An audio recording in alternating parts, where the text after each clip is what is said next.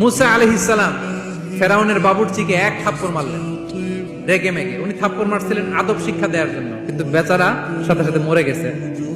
উনি মারছিলেন আদব শিখানোর জন্য, বেচারা যে মরে যাবে মুসা আলাইহিস সালাম জানতেন না। এখন দেখে সব গুনাহ, এটা তো মরে গেছে, অক্কা পাইছে। উনি দিলেন দৌড়। মুসা আলাইহিস সালাম দৌড়াতে দৌড়াতে প্রাণ ভয়ে চলে গেলেন আরেক সীমান্তে, মিশর ছেড়ে আরেক এলাকায়।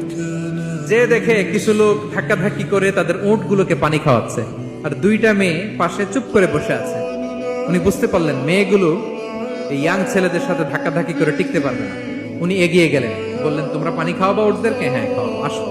উনি উটগুলো নিয়ে সবাইকে সরিয়ে পানি খাইয়ে দিলেন, মেয়েরা চলে গেল। এবার বাবার কাছে যেয়ে বলল, বাবা এমন এক ছেলের সন্ধান পাইছি, ছেলেটা খুব ভালো, আমাদের চেহারার দিকে তাকায় না, মাটির দিকে তাকিয়ে কথা বলে। আজকে এই লোক না থাকলে আমরা আমাদের উটগুলোকে পানি খাওয়াতে পারতাম না।